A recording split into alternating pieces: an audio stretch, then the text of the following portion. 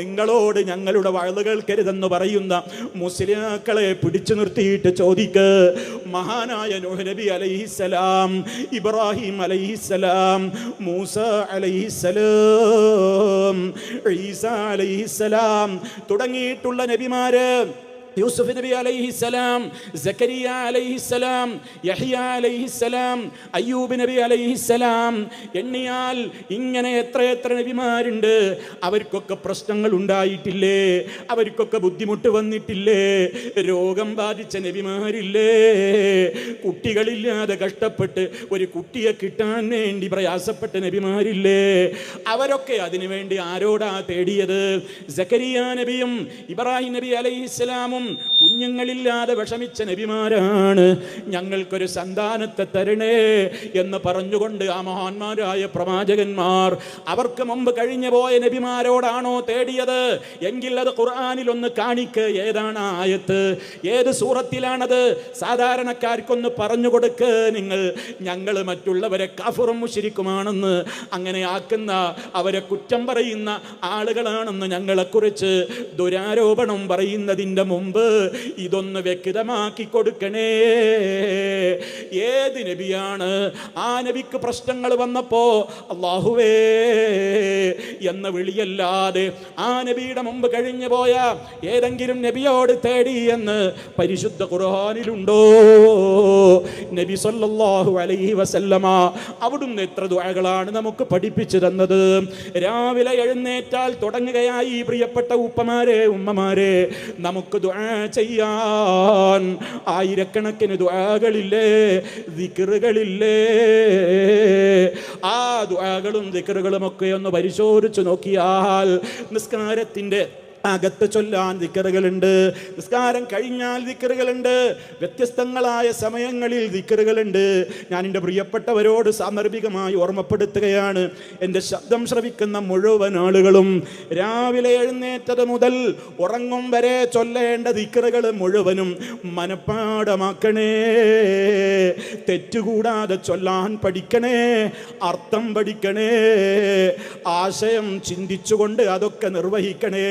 അപ്പോൾ നിങ്ങൾക്ക് മനസ്സിലാകും ഇതിലൊന്നും അല്ലാഹുവിനോടല്ലാത്ത നബിമാരോടൊരു ദുആ കാണാനില്ലല്ലോ. എന്തിനാ ഞാനിത് ഓർമ്മപ്പെടുത്തുന്നത്? ഇവിടെ പലരും ആളുകളെ പറഞ്ഞു പറ്റിക്കുകയാണ്. അല്ലാഹുവിനോട് നേരിട്ട് ചോദിച്ചാൽ റബ്ബ് നമുക്ക് ഉത്തരം തരൂല. മറിച്ച് എന്ത് വിഷമമുണ്ടായാലും ഏത് പ്രയാസമുണ്ടായാലും ആദ്യം അല്ലാഹുവിൻ്റെ റസൂലിനോട് വിളിച്ചിട്ടാണ് പറയേണ്ടത്, യാ റസൂലല്ലാഹ് ഖുദ് ബിയദി ഖല്ലത് ഹീലതി അദ്രിക്നി യാ ഹബീബല്ലാഹ്. ഇവിടെ ചില ആളുകൾ ജനങ്ങൾക്ക് അള്ളാന്റെ റസൂലിനെ ബഹുമാനിക്കാനെന്ന പേരിൽ പഠിപ്പിച്ചു കൊടുക്കുന്ന സ്വലാത്തിന്റെ രീതിയാണിത്. ഈ രീതി ആരാടോ പഠിപ്പിച്ചു തന്നത്? മുത്ത മുസ്തഫയോട് തേടുന്ന സലാത്തോ? അള്ളാഹുവിൻ്റെ റസൂലേ എൻ്റെ കൈ പിടിക്കണേ, ഞാൻ പ്രയാസമുള്ളവനാ, രോഗിയാണ്, കഷ്ടപ്പാടുള്ളവനാണ്, പ്രതിസന്ധികൾ ഉള്ളവനാണ്, എൻ്റെ കൈ പിടിക്കണം, എന്നെ നോക്കണേ, എന്നെ കാക്കണേ എന്ന് നബി സല്ലല്ലാഹു അലൈഹി വസല്ലമിനോട് പറയാതെ അല്ലാഹുവേ എന്നെ കാക്കണേ എന്ന് പറയുന്നവരൊക്കെ കടുത്ത മുനാഫിക്കുകളാണ്, പിഴച്ചുപോയവരാണ് എന്നിവിടെ പല മുസ്ലിയാക്കന്മാരും ജനങ്ങളോട് വഅദ് പറയുന്നുണ്ട്. എൻ്റെ പ്രിയപ്പെട്ടവരെ, എന്തൊരക്രമമാണ് ഈ പറഞ്ഞുകൊണ്ടിരിക്കുന്നത്.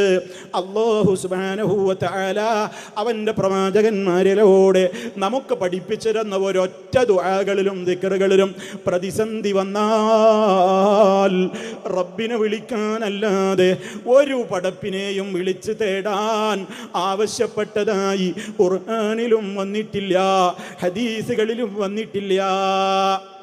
അതുകൊണ്ട് തന്നെ ഈ കൂട്ടരെന്താ പറയുന്നത്? ഇവർക്ക് എന്ത് പ്രയാസമുണ്ടായാലും ഇവരാദ്യം വിളിക്കുക നബിയെയാണ്. അല്ലെങ്കിൽ CM മടവൂരിനെയാണ്.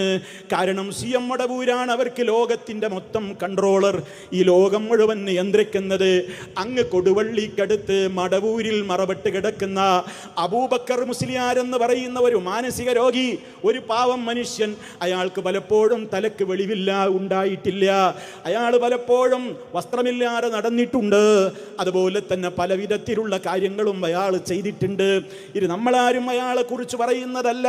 അയാളുടെ പേരിൽ, അയാളെ പ്രശംസിക്കാനെന്ന പേരിൽ അയാളുടെ തന്നെ അനുയായികൾ എഴുതി പിടിപ്പിച്ച മലയാള പുസ്തകങ്ങളിൽ ഇതൊക്കെയുണ്ട്. ആർക്കെങ്കിലും അതൊക്കെ നിഷേധിക്കാൻ സാധിക്കുമോ? സാധ്യമാകില്ലല്ലോ. അപ്പൊ സഹോദരന്മാരെ, സർവശക്തനായ റബ്ബിനെ വിട്ടുകൊണ്ട് ലോകം മൊത്തം ഇയാൾ കൺട്രോൾ ചെയ്യുകയാണത്രേ. ഇയാളൊന്ന് കണ്ണ് ചിമ്മിയാൽ ഫ്ലൈറ്റുകൾ കൂട്ടിമുട്ടും, കപ്പലുകൾ തകരും, തീവണ്ടികൾ കൂട്ടിയിടിക്കും.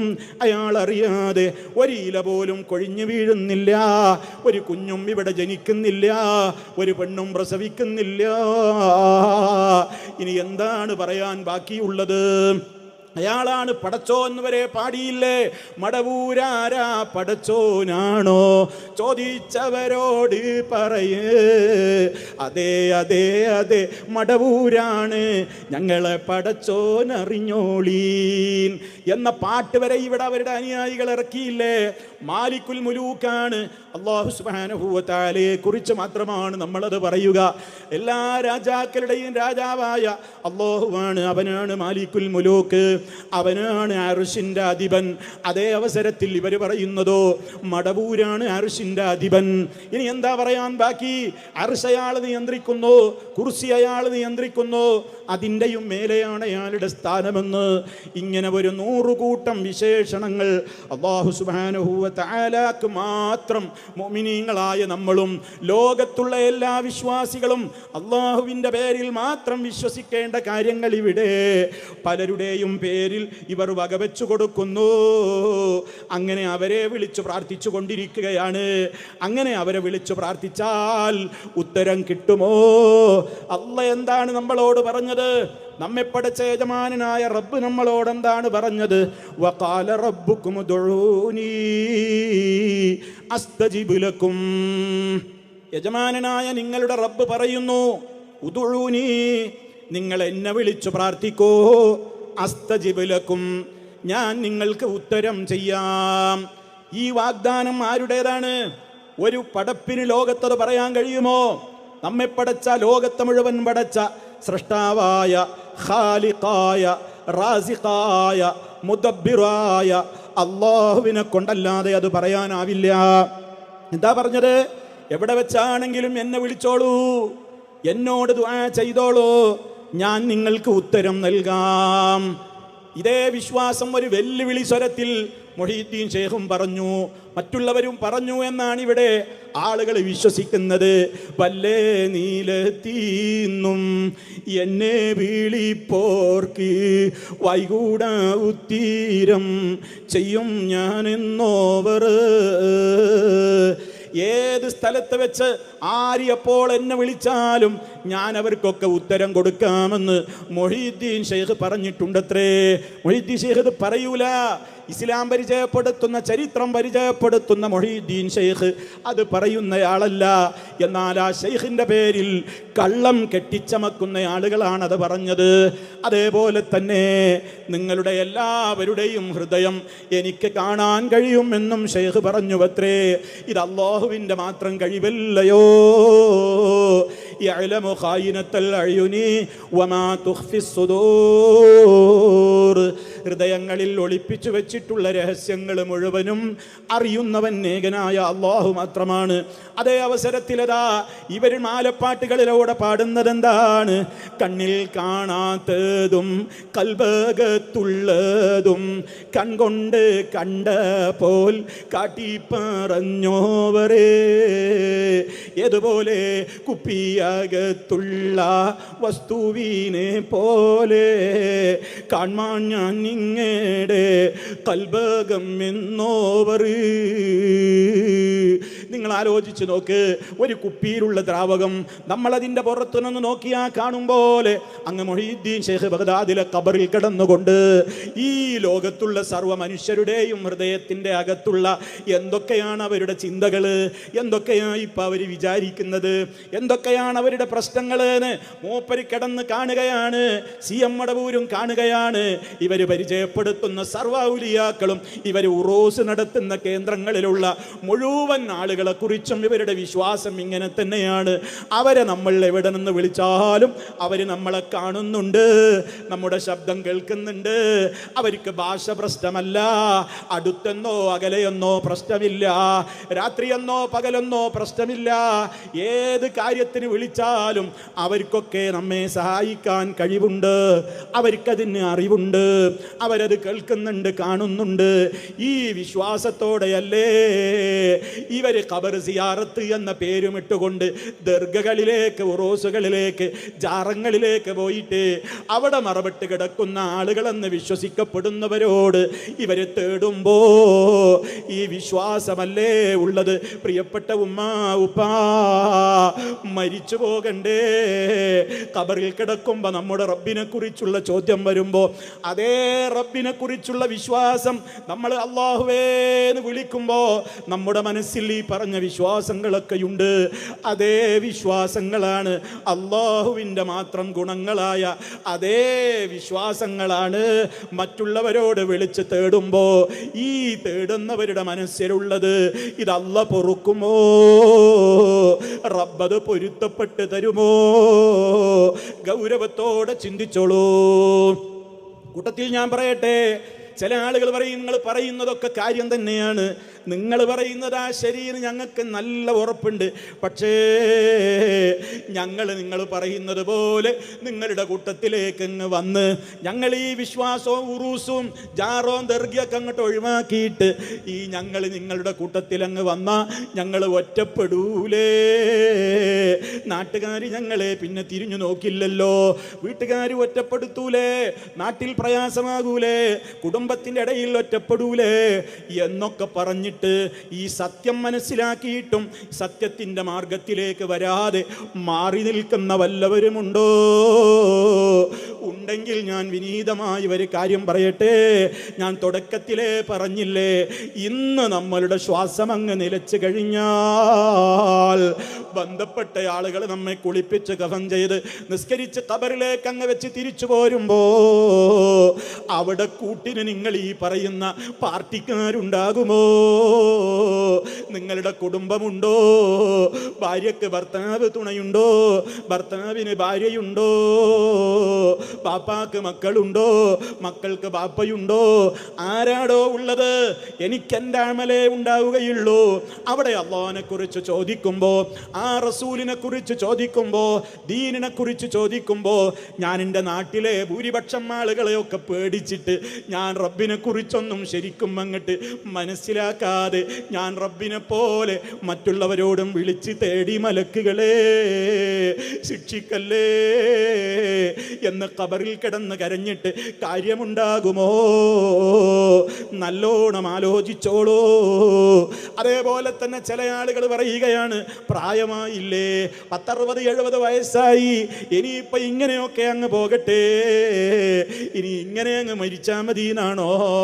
ഓ പ്രിയമുള്ളവരെ, നിങ്ങൾക്ക് സത്യം ബോധ്യമായത് നിങ്ങൾക്ക് 100 വയസ്സ് കഴിഞ്ഞിട്ടാണെങ്കിലും ഓർത്തു വെച്ചോളൂ, മുഅ്മിനായി മരിക്കാൻ കഴിഞ്ഞാൽ മരണത്തിൻ്റെ തൊട്ട് മുമ്പുള്ള സെക്കൻഡിലെങ്ങാനും യഥാർത്ഥ മുവഹിദായി, യഥാർത്ഥ വിശ്വാസിയായി അല്ലാഹ് പറഞ്ഞതുപോലെ വലാ തമൂതുന്ന, നിങ്ങൾ മരിച്ചു പോകല്ലേ, ഇല്ലാ വഅൻതും മുസ്ലിമൂൻ, മുസ്ലിമീങ്ങളായി കൊണ്ടല്ലാതെ മരിച്ചു പോകല്ലേ എന്ന് പറഞ്ഞില്ലേ?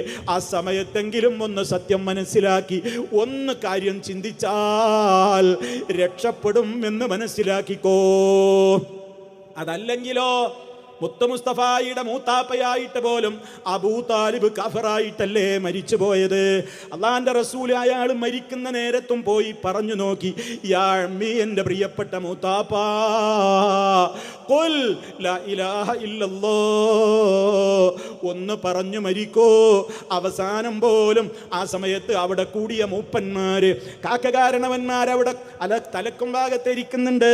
അവര് പറഞ്ഞു, നിങ്ങൾ ഇപ്പൊ ഈ സമയത്ത് അങ്ങോട്ട് മാറിയാൽ നിങ്ങൾ മരിച്ചാ പിന്നെ നാട്ടുകാർ പറയും അബൂ താലിബ് പാരമ്പര്യം മറന്നു, കാക്കകാരണവന്മാരെ ഒഴിവാക്കിയവനാണ്, വാപ്പ ഉപ്പാപ്പമാരെ തള്ളിയവനാണ് എന്ന് നിങ്ങൾക്ക് ശേഷം നിങ്ങളുടെ പിന്നീടുള്ള ആളുകൾ നിങ്ങളെക്കുറിച്ച് പറയുമ്പോ അത് സഹിക്കാൻ പറ്റുമോ? അതുകൊണ്ട് അതൊന്നും കേൾക്കണ്ട, നമ്മൾ മുമ്പ് ആചരിച്ച മതത്തിൽ തന്നെ ഉറച്ചു നിന്നോ എന്ന് അബൂ താലിബിന്റെ തലക്ക് ഭാഗത്തിരുന്നു കൊണ്ട് അബൂജഹിൽ അടക്കമുള്ള ആളുകൾ ഓതിക്കൊടുക്കുമ്പോ അത് കേട്ടിട്ട് അള്ളാന്റെ റസൂലിന്റെ വാക്ക് കേൾക്കാതെ അബൂ താലിബ് അങ്ങ് ജീവൻ പോവുകയാണ്. അയാളങ്ങ് മരിച്ചുപോയി. മുത്ത് മുസ്തഫാക്കുണ്ടായ സങ്കടത്തിന് കണക്കുണ്ടോ? ആ നേരത്തെ ജിബ്രീൽ അലൈഹിസ്സലാം അതാ വഹയും കൊണ്ടുവരികയാണ്. നബിയേ, നിങ്ങൾ വിഷമിക്കരുത്, നിങ്ങൾ കരയരുത് നബിയേ, അയാൾ കാഫിറായി മരിച്ചു പോയതിൽ നിങ്ങൾക്ക് വിഷമമുണ്ട് അറിയാം, പക്ഷേ നിങ്ങളൊന്ന് മനസ്സിലാക്കണം, ഇന്നക ലാ തഹ്ദീ മൻ അഹ്ബബ്ത വലാകിന്നല്ലാഹ യഹ്ദീ മൻ യശാ. നബിയേ, നിങ്ങൾ ഇഷ്ടപ്പെടുന്നവരെയൊക്കെ നേർവഴിയിൽ കൊണ്ടുവരാനൊന്നും നിങ്ങളെ കൊണ്ട് പറ്റൂല നബിയേ, അള്ളയാണ് ഹിദായത്ത് കൊടുക്കേണ്ടവൻ. ചിന്തിക്ക് പ്രിയമുള്ള ചെറുപ്പക്കാരെ, ഉപ്പമാരെ, ഉമ്മമാരെ, ആലോചിക്ക്. ഒരാൾക്ക് നേർവഴി കൊടുക്കാൻ ലോകത്ത് ഒരു പടപ്പിനെ കൊണ്ടും കഴിയൂല. അള്ളാന്റെ റസൂലിനെ കൊണ്ട് പോലും ഒരാളെ നേർവഴിയിലേക്ക് കൊണ്ടുവരാൻ കഴിയൂല. പറഞ്ഞു കൊടുക്കാനേ കഴിയൂ, ഉപദേശിക്കാനേ കഴിയൂ. സ്വന്തം മൂത്താപ്പയോട് പറഞ്ഞിട്ട് പോലും അയാൾക്ക് ഹിദായത്ത് കൊടുക്കാൻ നബി തങ്ങൾക്ക് സാധിച്ചില്ലല്ലോ. അവിടുത്തേക്ക് നല്ല വിഷമമുണ്ടായില്ലേ? അള്ള സമാധാനിപ്പിക്കുകയല്ലേ ചെയ്തത്. വിഷമിക്കണ്ട നബിയേ, നിങ്ങൾ ഇഷ്ടപ്പെടുന്നവരെയൊന്നും നേർവഴിയിൽ കൊണ്ടുവരാൻ നിങ്ങളെ കൊണ്ട് പറ്റൂല. എന്നിട്ടാണ് ഇവിടെ ചില ആളുകള് മുഹീദ്ദീൻ ശൈഖ് നമ്മളെ രക്ഷപ്പെടുത്തും, മുഹീദ്ദീൻ ശൈഖ് നമ്മളെ നേർവഴിയിലാക്കും, മുഹീദ്ദീൻ ശൈഖ് നമ്മളെ ഹിദായത്തിലാക്കും എന്ന് പറഞ്ഞുകൊണ്ട് മുഹീദ്ദീൻ ശൈഖിനോട്, മുഹീദ്ദീൻ ശൈഖിന്റെ പേരിൽ ഖുത്ബിയത്ത് ചൊല്ലുന്ന ആളുകള് ശൈഖിനെ വിളിച്ച് തേടുന്ന വരി കേട്ടിട്ടില്ലേ? ബസ്സിർ ഫുആദി സിറാത്തൻ അൻത സാലികുഹു ഫല്ലാഹു അഅതാകഹു വഅൻത മാലികുഹു വനജ്ജിഹി മിൻ ലദാ ഫീഹാ മഹാലികുഹു സുൽത്താന കുല്ലി വലി മുഹിയദ്ദീനി. ഇതാണ് ചൊല്ലിയിട്ടാണ് പിന്നെ ആൾക്കാർ യാ മുഹിയദ്ദീനി യാ മുഹിയദ്ദീനി എന്ന 1000 തവണ മുഹീദ്ദീൻ ശൈഖിനെ വിളിച്ച് തേടുകയാണ്. എന്താ പറയുന്നത്? ഓ ശൈഖേ, നിങ്ങൾ പ്രവേശിച്ച ആ സന്മാർഗത്തിലേക്ക് എന്നെയും നിങ്ങൾ പ്രവേശിപ്പിക്കണേ, എൻ്റെ ഹൃദയത്തിന് വെളിച്ചം തരണേ, നരകത്തിയിൽ നിന്ന് എന്നെ രക്ഷിക്കണേ. ഇതാരോട് മാത്രം തേടേണ്ട കാര്യമാണ്? അല്ലാഹുവിനോട് മാത്രമേ തേടാൻ പാടുള്ളൂ. മുത്ത മുസ്തഫാക്ക് വരെ ഒരാളുടെ മനസ്സ് മാറ്റാൻ കഴിയൂലാന്ന് ചരിത്രം നമുക്ക് പഠിപ്പിച്ചു തന്നില്ലേ? ഏത് പ്രതിസന്ധി ഘട്ടത്തിലും അല്ലാഹുവിനോടാണ് നബി തങ്ങൾ തേടിയത്, അമ്പിയാക്കൾ തേടിയത്, ശുഹദാക്കൾ തേടിയത്, സ്വഹാബാക്കൾ തേടിയത്. അവരാ നമ്മുടെ മുൻഗാമികൾ. അല്ലാതെ നിങ്ങൾ പറയും പോലെ ഈ കെ അബൂബക്കർ മുസ്ലിയാരല്ല നമ്മുടെ മുൻഗാമി, കാന്തപുരം അബൂബക്കർ മുസ്ലിയാരല്ല നമ്മുടെ മുൻഗാമി, വേറെ ഏതെങ്കിലും മുസ്ലിയാക്കന്മാരല്ല നമ്മുടെ മുൻഗാമികൾ എന്ന് പറയുന്നത്. നമ്മുടെ മുൻഗാമികൾ എന്ന് പറയുന്നത് അല്ല പറഞ്ഞിട്ടുണ്ട്, അല്ല തൃപ്തിപ്പെട്ടു എന്ന് പറഞ്ഞ കുറേ നേതാക്കന്മാരുണ്ട്. വസ്സാബിഖൂനൽ അവ്വലൂന മിനൽ മുഹാജിരീന വൽ അൻസാർ വല്ലദീന തബഊഹും ബിഇഹ്സാൻ റളിയല്ലാഹു അൻഹും വറദൂ അൻഹു. അല്ലാഹു സുബ്ഹാനഹു വ തആല വളരെ ഗൗരവത്തോടെ പഠിപ്പിച്ച ആ സ്വഹാബത്തില്ലേ, അവരെ പിൻപറ്റിയവരില്ലേ, അവരാണ് നമ്മുടെ മുൻഗാമികൾ. അവർക്കൊക്കെ പ്രശ്നങ്ങൾ ഉണ്ടായപ്പോ അവരാരോടാ തേടിയത്? ഒരു നബിയും റബ്ബല്ലാത്തവരോട് തേടിയിട്ടില്ല എന്ന് പറഞ്ഞില്ലേ? ഇനി അള്ളാഹുവിൻ്റെ റസൂലിൻ്റെ സഹാബിമാരുടെ ചരിത്രങ്ങൾ നോക്കൂ. മഹാനായ ആസിം റളിയല്ലാഹു അൻഹു, ചരിത്രം പഠിക്കണേ മുസ്ലിമീങ്ങളെ. മഹാനായ ഖുബൈബ് റളിയല്ലാഹു അൻഹു, ഈ രണ്ട് സഹാബിമാരെയും ഞാൻ പ്രത്യേകം നിങ്ങളോട് നോട്ട് ചെയ്യാൻ വേണ്ടി പറയുന്നത് എന്തിനാ? ആ രണ്ട് സഹാബിമാരടങ്ങുന്ന ഒരു സംഘം ആളുകളെ ശത്രുക്കൾ പിടിച്ചു കൊണ്ടുപോകുന്നു. അവരെ കൊല്ലാൻ പോകുകയാണ്, ദൂരദേശത്തേക്ക് കൊണ്ടുപോയിരിക്കുകയാണ്. മഹാനായ ആസിം റളിയല്ലാഹു അൻഹുവിനെ കൊല്ലാൻ ഒരുങ്ങുന്ന നേരമാണ്. ചിന്തിക്കൂ ഉപ്പമാരെ, ഉമ്മമാരെ, ഇതിലേറെ ഒരാൾക്ക് പ്രയാസത്തിൻ്റെ ഘട്ടം വേറെ ഏതാ ഉള്ളത്? ഒരാൾ നമ്മ കൊല്ലാൻ പോകുന്ന നേരം, ഞാൻ അപ്പം മരിക്കും എന്ന് തോന്നുന്ന നേരം, ഇതിനേക്കാൾ എനിക്ക് സഹായം കിട്ടേണ്ട സമയം എപ്പോഴാണ്? ആ സമയത്ത് മഹാനായ ആസിം റളിയല്ലാഹു അൻഹു അതാ റഹ്മാനായ റബ്ബിനെ വിളിച്ചുകൊണ്ട് ഒരൊറ്റ സങ്കടം അങ്ങ് പറയുന്നു. എന്താ സങ്കടം പറയുന്നത്? അല്ലാഹുമ്മ, അല്ലാഹുവേ, അഖ്ബിർ അന്നാ റസൂലക, ഞങ്ങളെക്കുറിച്ചുള്ള വിവരം നിന്റെ നബിക്ക് നീ എത്തിക്കണേ. മുസ്തഫയുടെ അടുക്കൽ നിന്ന് തന്ത്രം പറഞ്ഞു കൊണ്ടുവന്നവരാണ് ഞങ്ങളെ കൊണ്ട് വന്നിട്ട് ഇവിടെ കൊല്ലാനൊരുങ്ങാണ് എന്നുള്ള വിവരം മുസ്തഫക്കറിയില്ലല്ലോ. നബിയോട് വിളിച്ച് തേടുകയല്ല അവർ ചെയ്യുന്നത്, അള്ളാനോടാ പറയുന്നത്. അല്ലെങ്കിൽ ആസിം റളിയല്ലാഹു അൻഹുവിന് പറഞ്ഞുകൂടായിരുന്നോ? യാ റസൂലല്ലാഹ്, അള്ളാഹുവിൻ്റെ റസൂലേ, ഞങ്ങൾ അപകടത്തിലാണ്, എന്നെ കൊല്ലാൻ പോവുകയാണ്, അങ്ങ് എൻ്റെ കൈ പിടിക്കണേ, ഓടി വരണേ, രക്ഷപ്പെടുത്തണേ. മഹാനായ ആസിം റളിയല്ലാഹു അൻഹു എന്തുകൊണ്ട് അങ്ങനെ ചോദിച്ചില്ല? മറിച്ച് ആ ആസിം റളിയല്ലാഹു അൻഹു എന്താ ചെയ്യുന്നത്? അള്ളാനോട് ഏൽപ്പിക്കുകയാണ്. അല്ലാഹുമ്മ, അല്ലാഹുവേ, അഖ്ബിർ അന്നാ, ഞങ്ങളിപ്പോൾ അകപ്പെട്ട ഈ കഷ്ടപ്പാടും വിഷമവും, ഞങ്ങളെ ഇതാ കൊല്ലാൻ പോകുന്ന നേരമാണെന്ന വിവരം നിന്റെ നബിക്ക് നീ അറിയിച്ചു കൊടുക്കണേ. അത് അറിയിച്ചു കൊടുക്കാൻ, മദീനത്തുള്ള നബിക്കത് അറിയിച്ചു കൊടുക്കാൻ, ദൂരദേശത്തുള്ള നബിക്കത് അറിയിച്ചു കൊടുക്കാൻ, മക്കയിലുള്ള നബിക്കത് അറിയിച്ചു കൊടുക്കാൻ, എവിടെയാണോ മുസ്തഫയുള്ളത് അത് അറിയിച്ചു കൊടുക്കാൻ ഞങ്ങളുടെ വശം ഇവിടെ സംവിധാനങ്ങളില്ല. അല്ലാ, നീ അത് അറിയിക്കണേ. നോക്കൂ നിങ്ങൾ, ഇതേ കാര്യം ഖുബൈബ് റളിയല്ലാഹു അൻഹു അദ്ദേഹത്തെയും ശത്രു കൊല്ലാൻ നിൽക്കുകയാണ്. ആ സമയത്തും മഹാനവറുകളും തേടുന്നത് എന്ത് തന്നെയാണ്?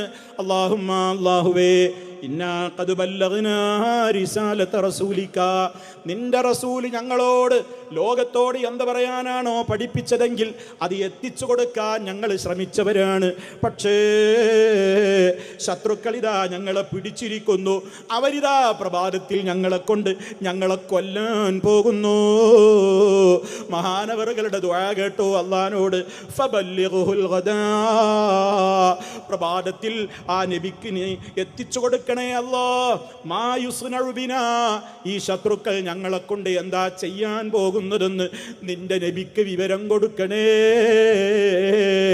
അങ്ങനെ ഖുബൈബ് റളിയല്ലാഹു അൻഹുവിനെ, ആസിം റളിയല്ലാഹു അൻഹുവിനെയൊക്കെ ശത്രുക്കൾ കൊല്ലുകയാണ്. ആ സ്പോട്ടിൽ തന്നെ മുസ്തഫാക്ക് വിവരം കിട്ടുന്നു. അല്ലാഹ് വഹി അറിയിച്ചു കൊടുക്കുന്നു, നബിയേ, നിങ്ങളുടെ അനുചരന്മാര് അവിടെ വെച്ച് വധിക്കപ്പെട്ടിരിക്കുന്നു. നിങ്ങൾ ചിന്തിക്ക് പ്രിയമുള്ളവരെ, ആസിം റളിയല്ലാഹു അൻഹുവിന് എന്തേ? റസൂലുള്ളാഹിന്റെ മുഅ്ജിസത്തിൽ വിശ്വാസല്ലേ, കറാമത്തിൽ വിശ്വാസല്ലേ? എന്തിനാ അള്ളാഹിനോട് അത് എത്തിക്കാൻ ഏർപ്പാട് ചെയ്തത്? നേരിട്ടങ്ങ് വിളിച്ചുകൂടായിരുന്നോ? ഈ രണ്ട് സഹാബിമാർക്കും യാ റസൂലല്ലാഹ്, അല്ലാഹുവിൻ്റെ റസൂലേ എന്ന് പറഞ്ഞ് ഒന്ന് സഹായം തേടിക്കൂടായിരുന്നോ? എന്തുകൊണ്ട് അവർ സഹായം തേടിയില്ല? അവർക്കറിയാം മുസ്തഫ അവരെ പഠിപ്പിച്ച ആശയത്തിന് അത് എതിരാകും. അതുകൊണ്ട് തന്നെ അവരെ അള്ളാഹിനോട് മാത്രമാണ് വിളിച്ച് തേടിയത്. അതേ അവസരത്തിൽ ഇന്നിതാ നൂറുകൂട്ടം കാര്യങ്ങൾക്ക് വേണ്ടി അവർ അള്ളാഹുവിനോടല്ല തേടുന്നത്. ഏത് പാപം ചെയ്താലും നിങ്ങൾ ആരെങ്കിലും കേട്ടിട്ടുണ്ടോ പ്രിയമുള്ളവരെ? നമ്മൾ മദ്രസ പാഠപുസ്തകങ്ങളിൽ നിന്ന് വരെ പഠിച്ചിട്ടുള്ളതല്ലേ, തൗബ ചെയ്യൽ നിർബന്ധമാണ്. തൗബയുടെ ഷർത്തുകൾ എന്താണ്? അള്ളാഹുവിനോട് കരഞ്ഞു പറയലല്ലാതെ, പാപങ്ങളിൽ നിന്ന് വിട്ടു നിൽക്കലല്ലാതെ. ഏത് തെറ്റ് നമ്മൾ ചെയ്താലും ആദ്യം മദീനത്തേക്ക് വിളിച്ചിട്ട്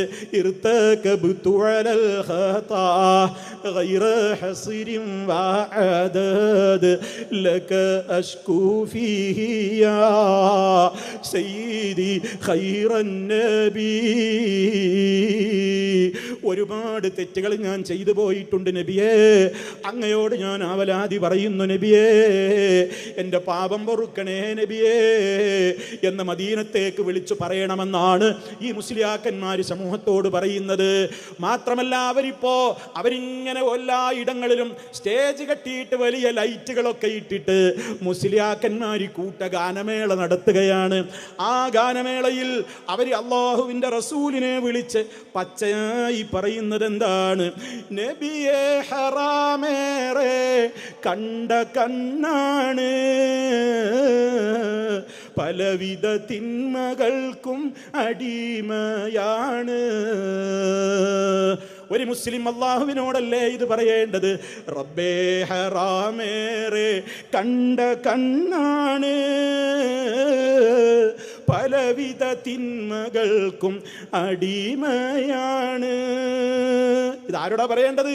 റബ്ബിനോട് മാത്രം പറയേണ്ട കാര്യം റസൂലുള്ളാഹിനെ വിളിച്ച് തേടുകയാണ്. തീർന്നിട്ടില്ല, ഇനിയും നോക്കൂ നിങ്ങൾ. ഇവനൊരു തൗബ തരുമോ യാ റസൂലല്ലാഹ്,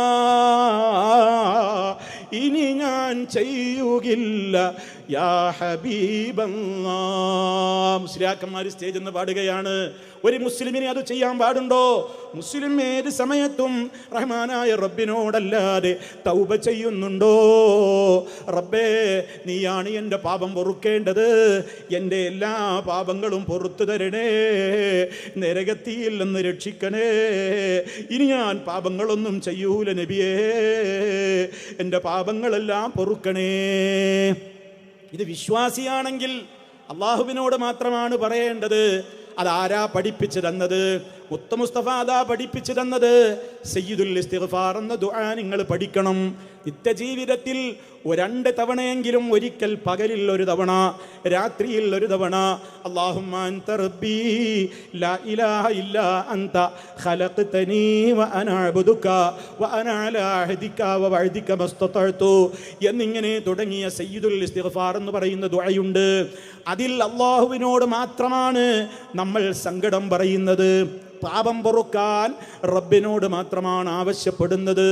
അതൊരാൾ രാവിലെയും അതുപോലെ തന്നെ പകലും രാത്രിയുമൊക്കെ ചൊല്ലിയിട്ട് അവനെങ്ങാനും ആ പകലോ രാത്രിയോ മരണപ്പെട്ടു പോയാൽ അവൻ സ്വർഗക്കാരനായിട്ടാണ് മരണപ്പെടുന്നതെന്ന് മുഹമ്മദ് മുസ്തഫ സല്ലല്ലാഹു അലൈഹി വസല്ലം. നോക്കൂ നിങ്ങൾ, ആ സ്ഥാനത്ത് ഇവരാരെയാ വിളിച്ച് തേടുന്നത്? നബിയോട്.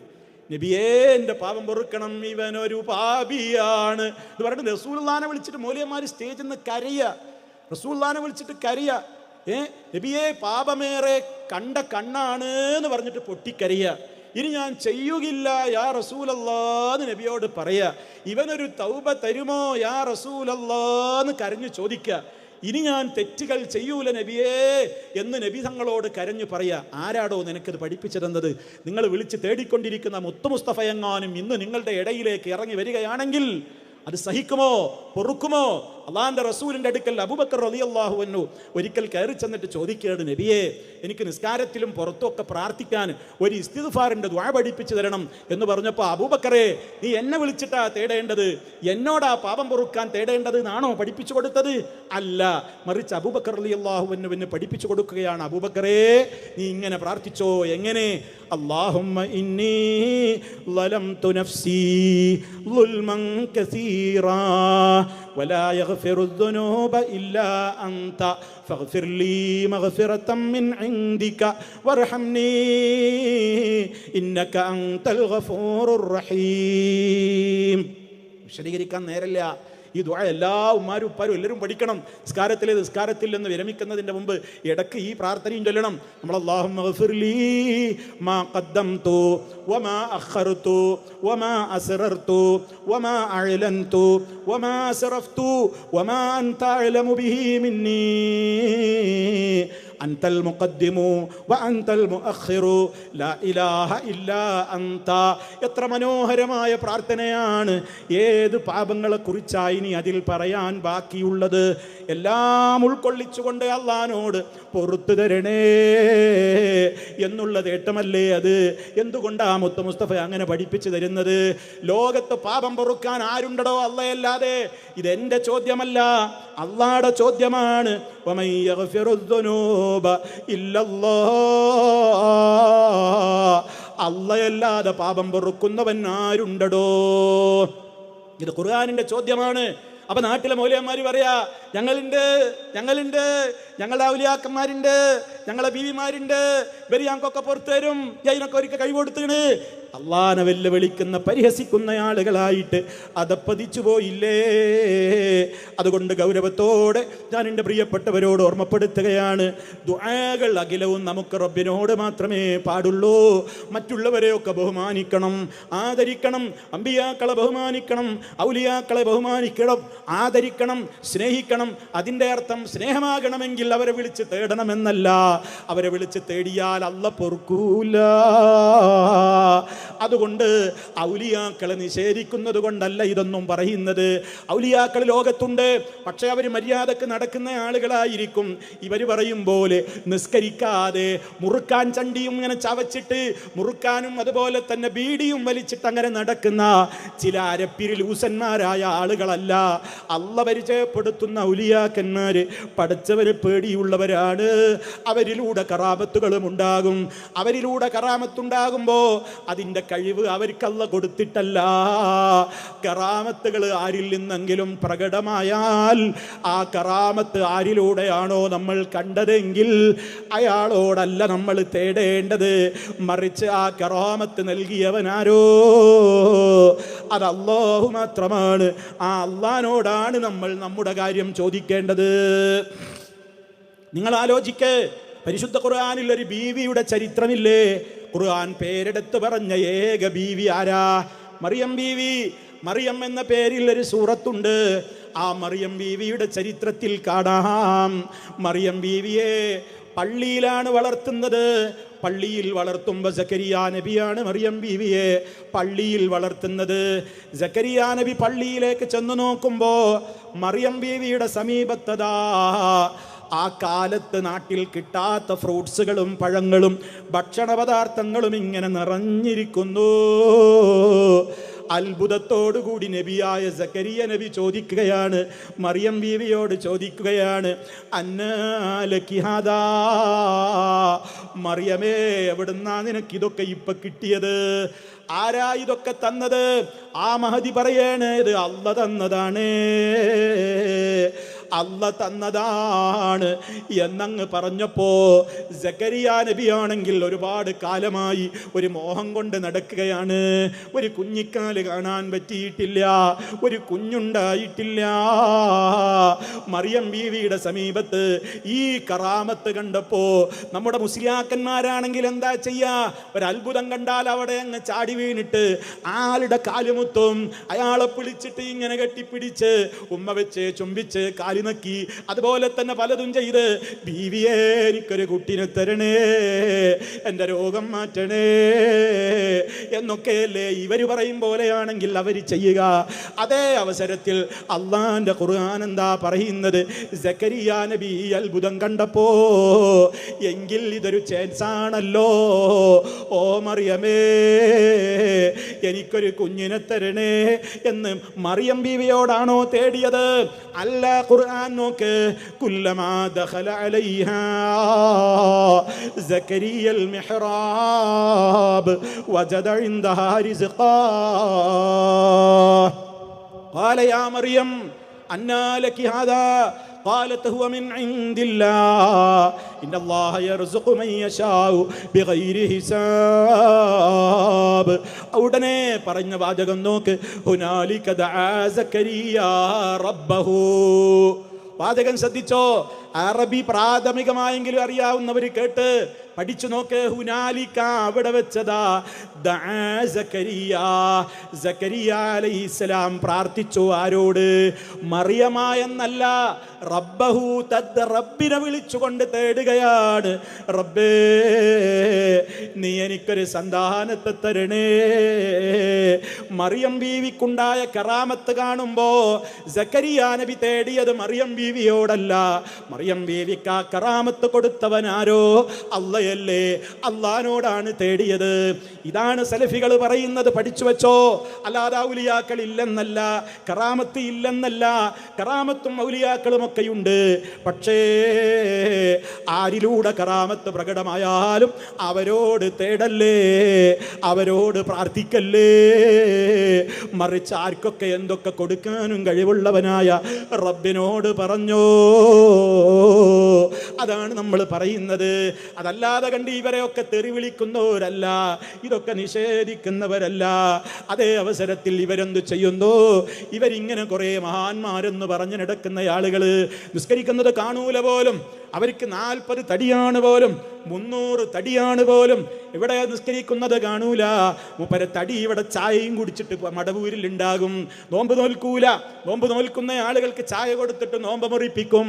നിസ്കരിക്കുന്നത് കാണൂല.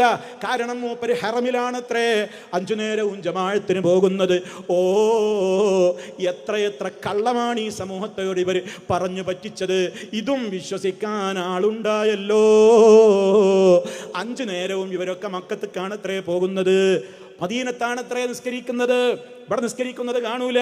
ഇവർ റമദാനിൽ പോലും കഞ്ചാവടിച്ച് നടക്കുന്നു, കള്ളു കുടിക്കുന്നു, അന്യ സ്ത്രീകളെ കൊണ്ട് കാല് തടവിക്കുന്നു. പല പ്രവർത്തനങ്ങളും ചെയ്താലും മിണ്ടാൻ പാടില്ല, ഔലിയപ്പാപ്പയാണ് വിരുത്തക്കട് പറ്റും എന്ന് പറഞ്ഞ് ഇങ്ങനെ പറ്റിക്കുന്ന നിങ്ങളുടെ അത്തരത്തിലുള്ള വ്യാജന്മാരില്ലേ, അവരെ സലഫികൾ അംഗീകരിക്കുന്നില്ല. മറിച്ച് അല്ലാഹുവിനെ വഴിപ്പെട്ട് ജീവിക്കുന്ന മുത്തഖീങ്ങളായ ഔലിയാക്കൾ ലോകത്ത് ഏത് കാലത്തും ഉണ്ടാകും. അവരിലൂടെ അത്ഭുതങ്ങളും സംഭവിക്കും. അതിനൊന്നും ഇവിടെ സംശയമേ ഇല്ല. പിന്നെ എന്ത് ചെയ്യുന്നു? ബഹുമാനിക്കാനാണെന്ന് പറഞ്ഞിട്ട് ഒരാളാണ് മരിച്ചു കിട്ടിയാൽ മതി, ഉടനെ യഥാ ദർഗ വെക്കുകയാണ്, ജാറമിങ്ങനെ ഉയർത്തുകയാണ്. ഒരൊറ്റ മുസ്ലിമിന്റെ ഖബറും ഭൂമിയുടെ സമതലത്തിൽ നിന്ന് ഒരു ചാണിലപ്പുറം ഉയർത്തിക്കൂടാ. അത് പഠിച്ചു വെച്ചോ.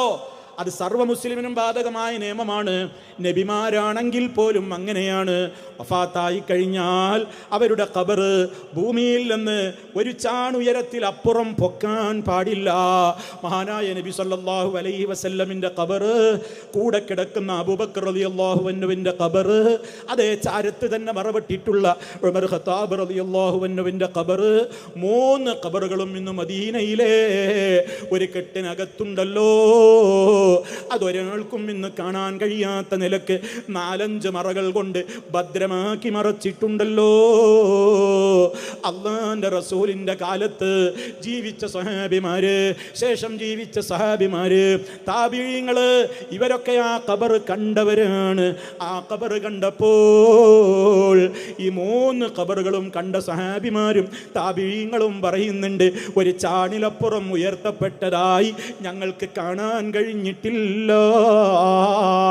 എന്നിട്ടോ ഇന്നൊരാൾ മരിച്ചു കഴിഞ്ഞാൽ ഖബറങ്ങനെ വല്ലാതെ പൊക്കുകയാണ്, കുമ്മായമടിക്കുകയാണ്, മാർബിൾ വധിക്കുന്നു, പച്ചപ്പട്ട് വിരിക്കുന്നു, ഉറൂസ് കഴിക്കുന്നു, വിളക്ക് കൊളുത്തുന്നു, ആട്ടിനെ നേർച്ചയാക്കുന്നു, കോഴിയെ നേർച്ചയാക്കുന്നു, നാളികേരവും അതുപോലെ തന്നെ പച്ചക്കറികളും അങ്ങോട്ട് നേർച്ചയാക്കുന്നു. ചില ഔലിയാക്കന്മാരൊക്കെ ജീവിതകാലത്ത് ബീഡി വലിച്ച് കഞ്ചാവ് വലിച്ച് നടന്നവരാകുമ്പോ അവരുടെ ജാറത്തിലേക്ക് പുകലയാണ് നേർച്ച, ബീഡിയാണ് നേർച്ച. കള്ളു കുടിക്കുന്ന ഔലിയാക്കന്മാരൊക്കെ മരിച്ചു പോകുമ്പോ അവരുടെയൊക്കെ ഖബറിലേക്ക് ഇവര് ഏതൊക്കെ മദ്യങ്ങളാ നേർച്ചയാക്കുക എന്ന് ഇനി നമ്മൾ ആലോചിച്ച് തലപുകയേണ്ടതില്ല.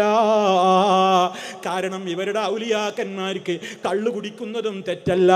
കാരണം അത് നമ്മുടെ കണ്ണിൽ മാത്രമാണത് കള്ളും കുപ്പി. നേരെ മറിച്ച് അവരത് വായിലേക്ക് ഒഴിക്കുമ്പോഴേക്ക് അസലം മുസഫ അത് നല്ല ശുദ്ധമായ തേനാക്കി മാറ്റുവാൻ അള്ളാഹു കഴിവുള്ളവനാണ്. അതുകൊണ്ട് ഔലിയപ്പാപ്പ കള്ളുടിക്കുന്നത് കണ്ടാലും കുറ്റം പറയാൻ പാടില്ലത്രേ. കാരണം നമ്മുടെ നോട്ടത്തിലാണത് കള്ള്. ഔലിയപ്പാപ്പാക്ക് വായിലെത്തുമ്പോഴേക്കത് തേനായിട്ടാണ് മാറുന്നത്. ഇത്തരത്തിലുള്ള പിഴച്ച വിശ്വാസങ്ങളിലേക്ക് നിങ്ങൾ ജനങ്ങളെ ക്ഷണിക്കുമ്പോ അരുത് ഉപ്പമാരെ, ഉമ്മമാരെ. ഈ മുസ്ലിയാക്കന്മാര് നിങ്ങളെ കൊണ്ടുപോകുന്നത് അല്ല പഠിപ്പിച്ച ഇസ്ലാമിലേക്കല്ല, റസൂല് പഠിപ്പിച്ച ഇസ്ലാമിലേക്കല്ല. അവരുടെ ചില ചെകുത്താന്മാര് നിർമ്മിച്ചിട്ടുണ്ടാക്കിയിട്ടുള്ള വാദങ്ങളിലേക്ക്, പുത്തൻ വാദങ്ങളിലേക്കാണ് അവർ കൊണ്ടുപോകുന്നത്. അതുകൊണ്ട് രക്ഷപ്പെട്ടോ. ഇതാണ് സലഫികൾക്ക് നിങ്ങളോട് സ്നേഹത്തോടെ പറയാനുള്ളത്. മുസ്തഫായുടെ കാലത്ത് ഏത് ഖബറാ പോയി കെട്ടിപ്പൊടുത്തത്? അള്ളാന്റെ റസൂലിന്റെ കാലത്ത് ഏത് ഖബറാ നബിതങ്ങൾ ചുംബിച്ചത്? നബിതങ്ങളുടെ കാലത്ത് ഏത് ഖബറുമ്മലാ വിളക്ക് കൊളുത്തിയത്? നബിതങ്ങളുടെ കാലത്ത് ഏത് ഖബറുമ്മലാണ് ചന്ദനത്തിരി പുകച്ചത്, പൂമാല ഇട്ടത്? ഏത് ഖബറുമ്മലാണ് സാമ്പ്രാണി പുകച്ചത്? ഏത് ഖബറുമ്മലാണ് പട്ട് വിരിച്ചത്? ഏത് ഖബറിന്റെ സമീപത്താണ് അവിടെ നേർച്ചപ്പെട്ടി സ്ഥാപിച്ചത്? പറയട്ടെ ആളുകൾ. ഏത് ഖബറിന്റെ ചരിത്രം ഉണ്ടാവുമല്ലോ. അള്ളാന്റെ റസൂല് ഇടത്തോട്ട് തുപ്പാറില്ല, മുന്നിലേക്ക് തുപ്പാറില്ല, വലത്തുഭാഗത്തേക്ക് തുപ്പാറില്ല, മുന്നിലേക്ക് തുപ്പാറില്ല, ഈ ഇടതുവശത്തേക്ക് കാലിനടിയിലേക്ക് തുപ്പല് പോലും ചെയ്യാറുള്ളൂ എന്ന് വരെ, നിസ്സാരമെന്ന് തോന്നുന്ന സുന്നത്തുകൾ വരെ രേഖപ്പെടുത്തിയ ചരിത്രത്തിൽ കാണാതിരിക്കൂലല്ലോ. അള്ളാന്റെ റസൂല് കെട്ടിപ്പൊക്കിയ ഖബറേതാ? അവിടുന്ന് പട്ടുവിരിച്ച ഖബറേതാ?